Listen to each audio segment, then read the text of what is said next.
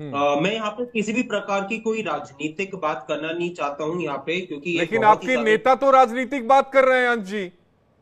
हाँ, मेरे को पूरा बोलने दीजिए। हाँ। मैं यहाँ पे मानता हूँ कि यहाँ पे ये बहुत ज्यादा संवेदनशील मुद्दा है, और यहाँ पे किसी भी प्रकार की जो क्षति हुई है उसको उसको हम रिकवर नहीं कर सकते। लेकिन यहाँ पे कुछ सवाल जो उठते हैं, उसके लिए हम चाहते हैं कि जो ये बहुत बड़ी दुर्घटना हुई है इस पर एक इंक्वायरी हो, ताकि एक जो जवाबदेही है वो तय की जा सके। हम्म। खड़गे जी ने जो बात कही है उसी को ही मैं आगे लेके जाना चाहूंगा। मैं यहाँ पे यही कहना चाहूंगा कि एक इंक्वायरी होनी चाहिए, और ये पता चलना चाहिए कि ये क्या कहाँ पे फॉल्ट रहा। जैसे हमारी जो एविएशन एक्सपर्ट ने बताया है, वो बहुत ज्यादा उसको डिटेल में कर सकते हैं, और क्या कहाँ पे हमारा फॉल्ट रहा था, कैसे कहाँ पे क्या चीज रहा है, कि उस जवाबदेही तय हो, उस वजह से ये बहुत ज्यादा इंपॉर्टेंट होता है।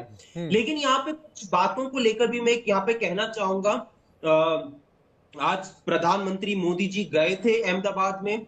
और वहां पर हमने वो गए, उनकी नैतिक जिम्मेदारी बनती है। लेकिन एक बात यहाँ पे, और यहाँ पे मैं पूछना चाहता हूँ भारतीय हम्म। जनता पार्टी से, एक ये नैरेटिव जो ये गढ़ चुका है ना कि मोदी जी का, कि मोदी रीत सदा चली आई, प्राण जाए पर पिया न जाए। एक तस्वीर हम्म। मैं आपके दर्शकों को दिखाना चाहता हूं। हम्म। ये तस्वीर अगर आपके दर्शक देख पा रहे हैं, क्या हम्म। ये समय था ऐसे पर तस्वीरें खिंचवाने का मोदी जी? अरे वहां। वही तो आशीष जी सच्चाई है ना, कि 2014 के बाद से समय ऐसा आ चुका है कि कोई हम्म। भी हमला होता है ना, कोई भी दुर्घटना होती है, तो क्रेडिट लेने के लिए तो सबसे पहली बात तो मोदी जी चले जाते हैं, जवाबदेही राहुल अरे गांधी जी भाई। की। आशीष जी, मोदी जी चले गए, अमित शाह जी चले गए, ये कोई बहुत बड़ी बात नहीं है। उनकी नहीं, बड़ी जिम्मेदारी बात मैं बनती है नहीं कि कह रहा अगर, हूं। उन्होंने अपनी। नहीं, मुझे आप एक चीज बताइए कि अगर हरी झंडी दिखाने का समय आता है तो मोदी जी सर्वप्रथम सबसे पहले पंक्ति पे खड़े होकर हरी झंडी दिखाएंगे, रीले हम्म। बनाई जाएंगी। हम्म। और जब जवाबदेही का समय आता है तो सब लोग पीछे खड़े हो अरे जाएंगे। कल ही। एक बयान को यहाँ पे मैं भी कोट करना चाहूंगा। अमित बताइए। शाह जी ने कहा कि एक एक्सीडेंट है, और एक्सीडेंट्स को रोका नहीं जा सकता है।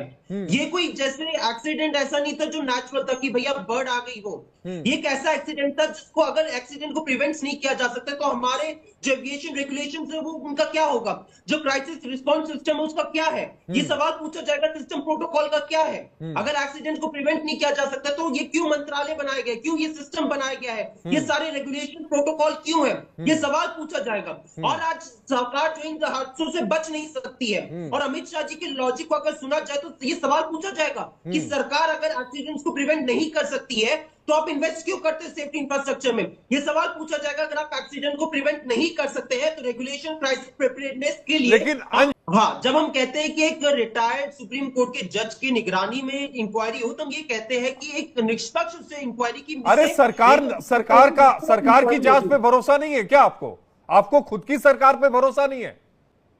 आज आप मेरे को बताइए, उस सरकार पे ये देश कैसे भरोसा कर ले जब महाकुंभ होता है तो उसकी अरे भगदड़ वो सरकार महाकुंभ से कहां तुलना करती है? कर रहे हैं आप?